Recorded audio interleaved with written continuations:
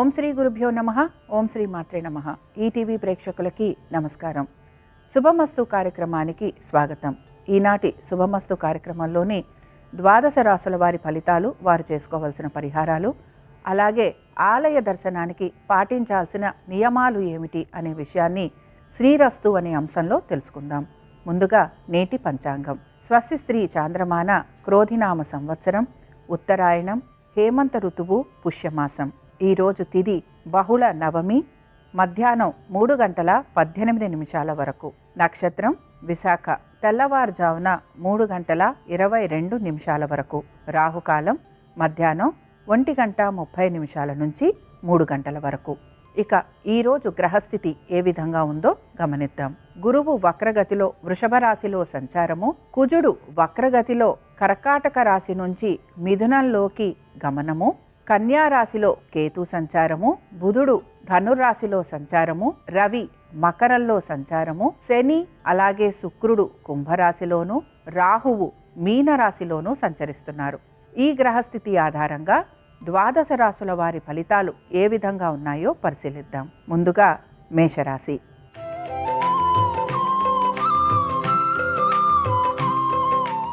మేషరాశి వారికి ఈరోజు కనుక మనం గమనించినట్లయితే ఆర్థికంగా అలాగే వారి వృత్తి వ్యాపారాల పరంగా కొంత ఒత్తిడి అనేది గురవుతూ ఉంటారు. ముఖ్యంగా వీరి ఆరోగ్యం గురించి జాగ్రత్త వహించాలి. తీసుకుంటున్న నిర్ణయాలు ఏవైతే ఉన్నాయో అవన్నీ కూడా అమలు పరిచేందుకు ప్రయత్నం అనేది చేస్తూ ఉండాలి. ప్రయాణాలు చేసేందుకు అధిక శాతం వీరికి అవకాశాలు అనేవి గోచరిస్తున్నాయి. సంతానానికి సంబంధించి పెద్ద మార్పులు అనేవి ఏవి కూడా గోచరించటం లేదు. అలాగే ఆర్థికంగా కూడా వీరికి పెద్ద ఇబ్బందులు ఎదుర్కొనే అవకాశాలు ఏవి కూడా కనిపించటం లేదు.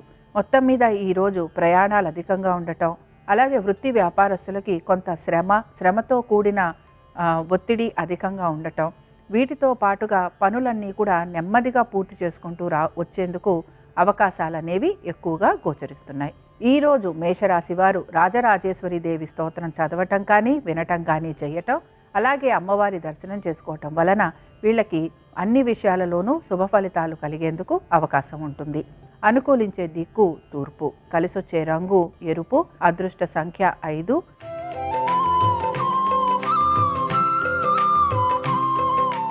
వృషభ రాశి వారికి గనక మనం పరిశీలించినట్లయితే హఠాత్తుగా వీరికి ఆర్థిక పరమైన విషయాలలో కొన్ని మార్పులు అనేవి కనపడుతూ ఉంటాయి. ముఖ్యంగా మధ్యాహ్నం తర్వాత నుంచి వీరికి ఆర్థిక పురోగతి అనేది సూచిస్తోంది. సంతానానికి సంబంధించి వారి విద్య గురించి మీరు తీసుకుంటున్న మార్పులు మీకు సమంజసంగా ఉండటంతో పాటుగా అవి శుభ ఫలితాలను కూడా కలిగిస్తూ ఉంటాయి. మీ సంతానం ఒక ఆరోగ్యం కుదుటపడుతుంది. అలాగే వారు విద్యలో కూడా కొంత ఉత్సాహంగా ముందుకు వెళ్తారు. అలాగే పురోగతి కూడా చూపిస్తూ ఉంటారు.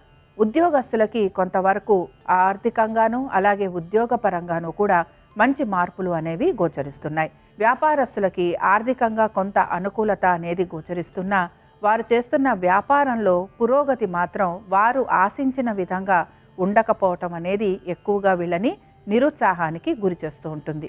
వృషభ రాశి వారు ఈరోజు కనకధార స్తోత్రం చదవటము అలాగే వినటము, దీంతో పాటుగా అమ్మవారిని పుష్పాలతోటి అలంకరించటము పూజించటం వలన వీళ్ళకి ఆర్థికపరమైన ఒత్తిళ్లు తొలగిపోవటంతో పాటు పనులన్నీ కూడా సానుకూలంగా పూర్తయ్యేందుకు అవకాశం ఉంటుంది. అనుకూలించే దిక్కు దక్షిణం, కలిసొచ్చే రంగు నలుపు, అదృష్ట సంఖ్య 3.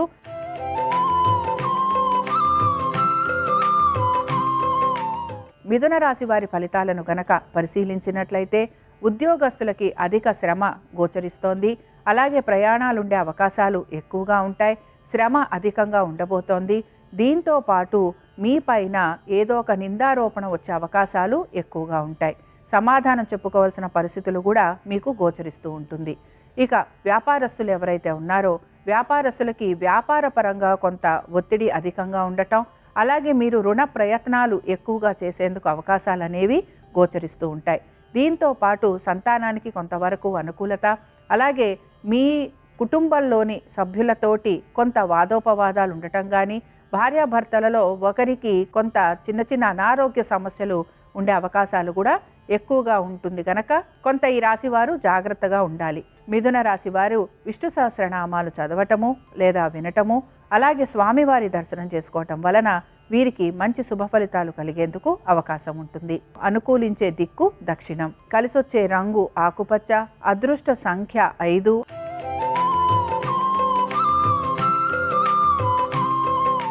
కర్కాటక రాశి వారి ఫలితాలను గనక పరిశీలించినట్లయితే కర్కాటక రాశి వారికి ఈరోజు ఉద్యోగ వ్యాపార పరంగా కొంత అభివృద్ధి అనేది గోచరిస్తోంది. ముఖ్యంగా ఆర్థికంగా మీరు తీసుకున్న ప్రణాళికలు మీకు శుభ ఫలితాలను కలిగిస్తూ ఉంటాయి. పెట్టుబడులు పెడుతున్న వారు ఎవరైతే ఉన్నారో వారికి అనేక విషయాలలో శుభ ఫలితాలు కలిగే అవకాశాలు గోచరిస్తూ ఉంటాయి. సంతానానికి సంబంధించి కొంత అనుకూలత అనేది కనపడుతోంది. అలాగే విద్యార్థులకి కూడా విద్యలో ఆటంకాలు తొలగిపోవటం, వీరి విద్యలో ముందుకు వెళ్ళటం, ఇవన్నీ కూడా మీకు ఆనందాన్ని కలిగిస్తూ ఉంటాయి. స్త్రీలు ఎవరైతే ఉన్నారో ఈ రాశికి చెందిన వారు వీరికి ఆర్థికపరమైన విషయాలలో ఒత్తిళ్లు తగ్గటంతో పాటు ఆరోగ్యపరంగా వీరికి కొంత శుభ పరిణామం అనేది కనపడుతోంది. మొత్తం మీద కర్కాటక రాశి వారికి, ఉద్యోగ వ్యాపారస్తులకి, పెట్టుబడులు పెడుతున్న వారికి, స్త్రీలకి ఈ రోజంతా కూడా అనుకూలంగా ఉంటుందని మనం చెప్పుకోవచ్చు.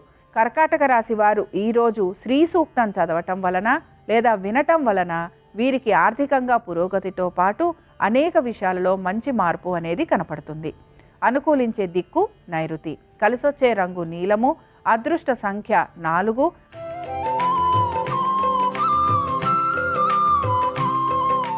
సింహరాశి వారి ఫలితాలను గనక పరిశీలించినట్లయితే సింహరాశి వారికి ఆర్థికంగా పురోగతి అనేది సూచిస్తోంది.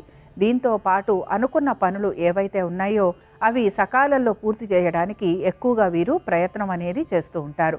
ఇక ఆరోగ్యానికి సంబంధించి జాగ్రత్తలు తీసుకోవటము, సమయానుకూలంగా భోజనం చేసేందుకు ప్రయత్నం అనేది ఈ రాశి వారు ఎక్కువగా చేస్తూ ఉండాలి. ఇక ఉద్యోగస్తులకి కొంతవరకు సానుకూలంగా ఉండబోతోంది. వ్యాపారస్తులకి కూడా ఆర్థికంగాను అలాగే వ్యాపార పరంగాను అభివృద్ధి అనేది గోచరిస్తోంది. మొత్తం మీద సింహరాశి వారికి వీరి యొక్క సంతానం గురించిన ఆలోచన, చింత ఈ రోజు కొంచెం అధికంగా ఉండబోతోంది. అలాగే సింహరాశికి చెందిన స్త్రీలు ఎవరైతే ఉన్నారో వారికి ప్రయాణాలు ఉండే అవకాశాలు ఎక్కువగా ఉన్నాయి.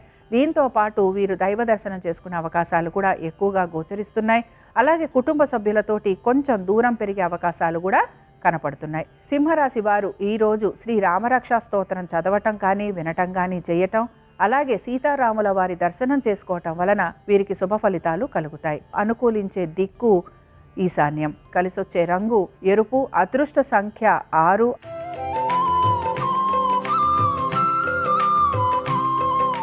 కన్యారాశి వారి ఫలితాలను గనక మనం పరిశీలించినట్లయితే కన్యారాశి వారికి ముఖ్యంగా వారి కుటుంబం గురించి అలాగే వారి యొక్క వ్యాపారం గురించి ఆలోచన అనేది ఈరోజు ఎక్కువగా ఉండబోతోంది.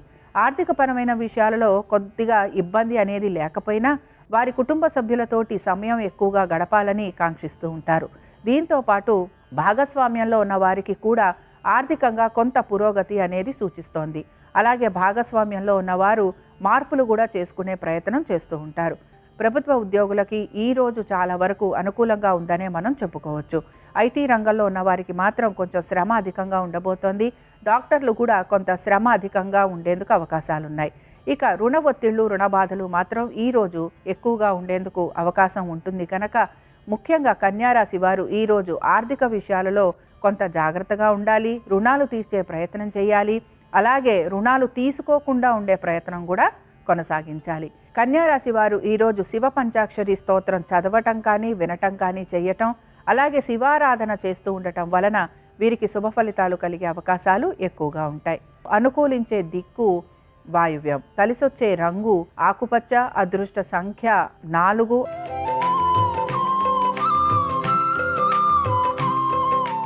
తులారాశి వారి ఫలితాలను కనుక పరిశీలించినట్లయితే ఈరోజు ముఖ్యంగా వారి ఆర్థికపరమైన విషయాలలో జాగ్రత్తగా ఉండాలి.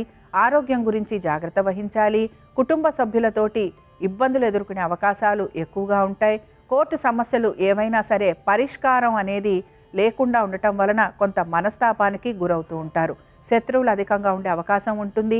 సమాధానాలు చెప్పుకోవాల్సిన పరిస్థితులు ఎక్కువగా ఉంటాయి. నమ్మిన వారే మిమ్మల్ని మోసం చేసే అవకాశాలు ఎక్కువగా ఉంటాయి. నరఘోష, నరపీడ ఎక్కువగా ఉండటం వలన తులారాశి వారు కొంత శారీరకంగాను మానసికంగాను ఇబ్బందికి గురవుతూ ఉంటారు. దీంతో పాటు ఉద్యోగస్తులకి కొంచెం శ్రమ అధికంగా ఉండటం, ప్రయాణాలు చేయటము, ప్రయాణాల వలన బడలిక ఎక్కువగా ఉండటం వలన కొంత ఇబ్బందికి గురవుతూ ఉంటారు. వ్యాపారస్తులకి వ్యాపార పరంగా కొంతవరకు అనుకూలత ఉన్నా ఆర్థికంగా మాత్రం కొంత ఇబ్బంది పడే అవకాశాలు లేకపోలేదు. తులారాశి వారు దుర్గాష్టకం చదవటం కానీ వినటం కానీ చెయ్యాలి. అలాగే అమ్మవారి దర్శనం చేసుకోవటం వలన వీరికి శుభ ఫలితాలు కలిగేందుకు అవకాశం ఉంటుంది. అనుకూలించే దిక్కు ఉత్తరం. కలిసొచ్చే రంగు పసుపు. అదృష్ట సంఖ్య 3.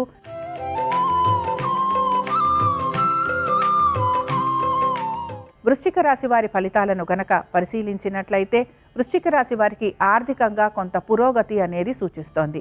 ముఖ్యంగా మీ యొక్క సంతానానికి చక్కటి పురోగతి ఉండటం, అలాగే విద్యార్థులకి విద్యలో మంచిగా అనుకూలత అనేది ఉండటం వలన మీరు చాలా వరకు ఆనందంగా గడుపుతారనే చెప్పుకోవచ్చు. వ్యాపారస్తులు ఎవరైతే ఉన్నారో వ్యాపారస్తులకి కూడా ఆర్థికంగా మంచి అభివృద్ధి అనేది గోచరిస్తోంది. దీంతో పాటు భాగస్వామ్యంలో ఉన్న వారికి కూడా ఈ భాగస్వామ్యం వలన ఆర్థికంగా పురోగతితో పాటుగా వ్యాపారాభివృద్ధి కూడా వీరిని ఆనందంగా ఉంచటంతో పాటు వివిధ వ్యాపారాలలో పెట్టుబడులు పెట్టాలని కూడా వీరు ఆకాంక్షిస్తూ ఉంటారు. పెట్టుబడులు పెడుతున్న వారికి కూడా కొంతవరకు ఆర్థికంగా అభివృద్ధి అనేది గోచరిస్తోంది. దీంతో పాటు కోర్టు విషయాలు ఏవైనా ఉంటే అవేవీ కూడా ఈరోజు పెద్దగా వీరిని ఇబ్బందికి గురి చెయ్యవనే మనం చెప్పుకుంటున్నాం. వృశ్చిక రాశి వారు ఈరోజు ప్రత్యేకించి లక్ష్మీ నరసింహస్వామి వారి కరావలంబ స్తోత్రం చదవటం వలన ఇబ్బందులు ఏమైనా ఉంటే అవన్నీ కూడా తొలగిపోయి స్వామివారి అనుగ్రహం పరిపూర్ణంగా లభిస్తుంది. అనుకూలించే దిక్కు ఆగ్నేయం. కలిసొచ్చే రంగు ఆకుపచ్చ. అదృష్ట సంఖ్య 5.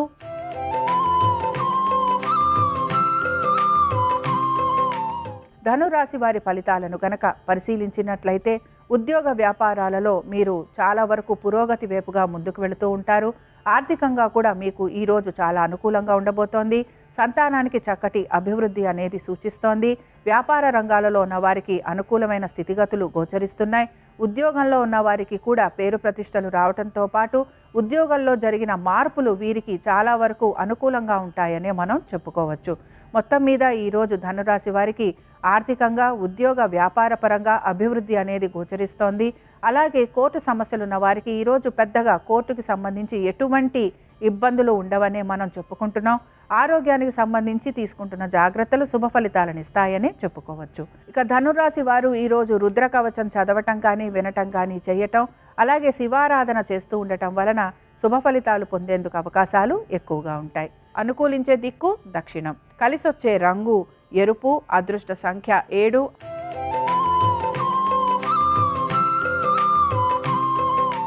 మకర రాశి వారి ఫలితాలను గనక పరిశీలించినట్లయితే మకర రాశి వారికి ఈరోజు ఆర్థికంగా కొన్ని ఇబ్బందులు అనేవి ఎదుర్కొనేందుకు అవకాశం ఉంటుంది. ఆరోగ్యానికి సంబంధించి జాగ్రత్తలు తీసుకోవాలి.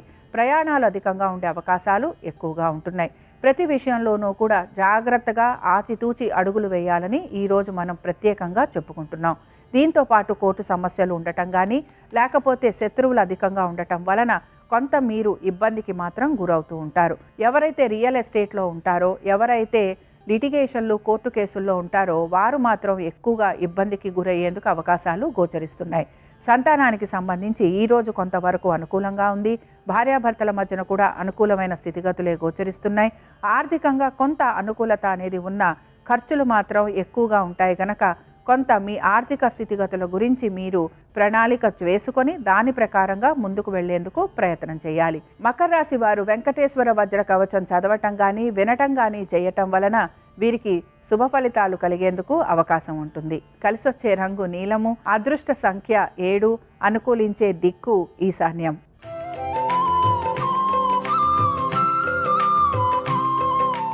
కుంభరాశి వారి ఫలితాలను గనక పరిశీలించినట్లయితే ఆర్థికంగా కొంత వీరికి పురోగతి అనేది సూచిస్తోంది. దీంతో పాటు ఉద్యోగంలో వీరికి మంచి స్థితిగతులే గోచరిస్తున్నాయి. వ్యాపార పరంగా కూడా వీరికి ఆర్థికంగా మంచి పురోగతి అనేది సూచిస్తోంది. సంతానానికి కొంత అనుకూలమైన స్థితిగతులే కనపడుతున్నాయి. భార్యకు కానీ భర్త కానీ ఉద్యోగ వ్యాపారాల రీత్యా ఆర్థికంగా శుభ ఫలితాలు అనేవి కనపడుతున్నాయి. దీంతో పాటు ప్రయాణాలు చేయటము, ఆలయ దర్శనం చేసుకునే అవకాశాలు ఎక్కువగా ఉంటాయి. కుంభరాశి వారు ఈరోజు ప్రత్యేకించి ఆర్థికంగా అనుకూలంగా ఉండటంతో పాటు వారు అనుకుంటున్న పనులన్నీ కూడా సకాలంలో పూర్తి చేసేందుకు ప్రయత్నం చేస్తారు. కోర్టు విషయాలు ఏవైతే ఉన్నాయో అవన్నీ కూడా సానుకూలంగా ఉండేందుకు అవకాశాలు ఉన్నాయి. శత్రువులపైన విజయం సాధించే అవకాశాలు ఎక్కువగా ఉంటాయి. కుంభరాశి వారు ఈరోజు రుద్ర కవచం చదవటం కానీ వినటం కానీ చేయటము, అలాగే ఈశ్వరుని ఆరాధన చేయటం వలన వీరికి మంచి ఫలితాలు కలిగేందుకు అవకాశం ఉంటుంది. అనుకూలించే దిక్కు ఆగ్నేయం, కలిసొచ్చే రంగు ఆకుపచ్చ, అదృష్ట సంఖ్య 7.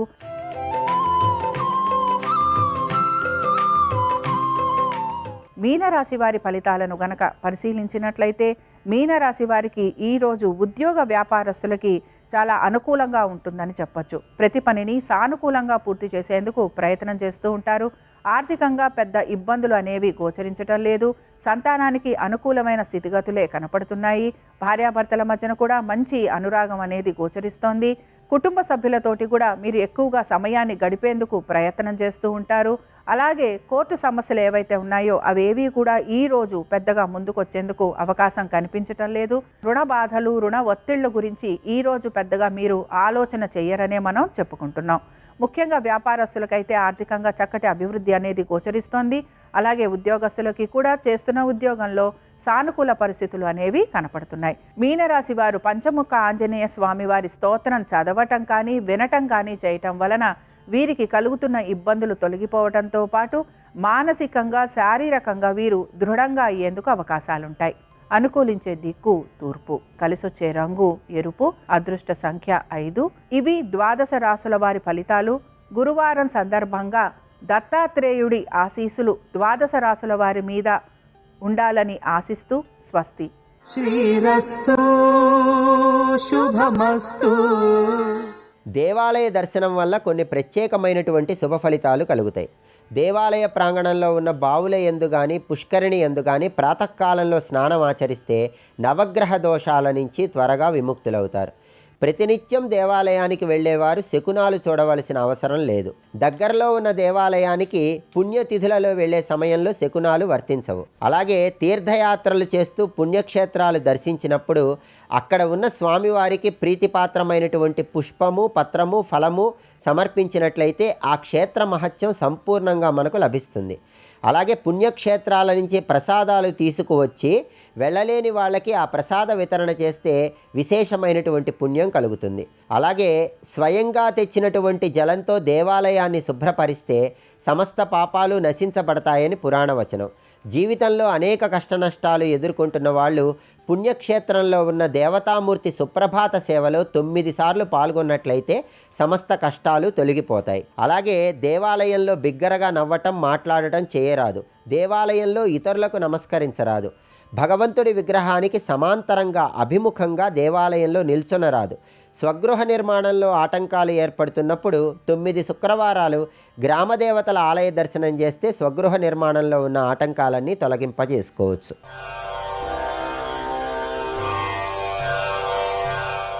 కృష్ణం వందే జగద్గురుం, కృష్ణం వందే జగద్గురుం. ఎలా బ్రహ్మపదంబు వేదములకున్ వీక్షింపగారాని నిన్నీ లోకంబున ఈ వనాంతరమునంది మందలో కృష్ణయం చాలాపాది సమస్త భావములు నీయందే నిక్షేపించు ఈ వ్రేలందొక్కని పాదరేణువులపై వేష్టించిన చాలదే అన్నాడు. మహాత్మా, చక్కగా నీతో పాటు తిరుగుతూ అసలు ఎన్నడూ కూడా పరబ్రహ్మాన్ని ఈ కన్నులతో చూడడానికి వీలు కానటువంటి వాడు ఈ గోపాల బాలులతో కలిసి తిరుగుతున్నాడు. ఎలా బ్రహ్మపదంబు వేదములకున్ వీక్షింపగారాని నిన్నీ లోకంబున ఈ వనాంతరమునంది మందలో కృష్ణయం చాలాపాది సమస్త భావములు నీయందే నిక్షేపించు.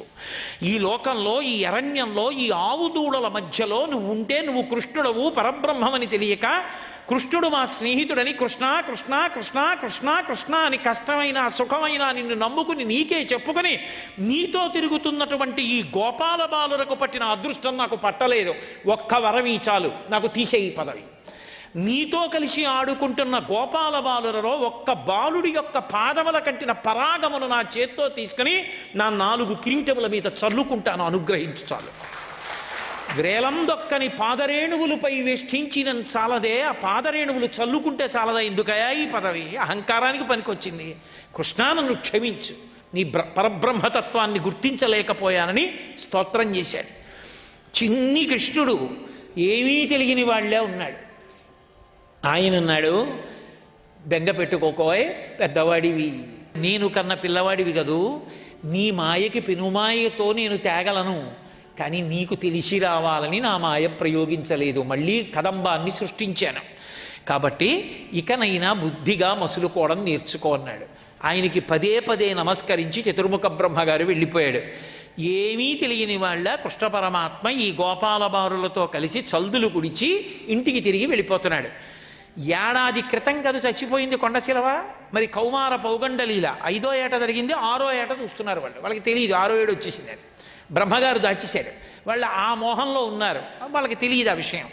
అందుకని వాళ్ళు ఇంటికి వెళ్ళిపోతూ అన్నారు, ఇదేమిటి పొద్దున్న చచ్చిపోయిన కొండ చిలవ సాయంకాలానికి ఎండి ఇంత వరడ కింద అయిపోయింది ఏమిటి అన్నారు. అది శుభ్రంగా ఎండిపోయింది, ఏడాది అయిపోయింది కదా అని వాళ్ళు అన్నారు. అవునులే, కృష్ణుడు తలుచుకుంటే ఎందుకు ఎండిపోదు, పొద్దున చచ్చిపోయింది సాయంకాలానికి ఎండిపోయింది అన్నారు.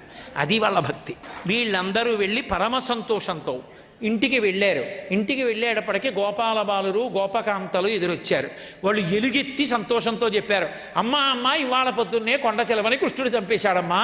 ఓ ఆశ్చర్యం తెలుసా, పొద్దున్న చంపేస్తే సాయంకాలానికి ఎండిపోయింది.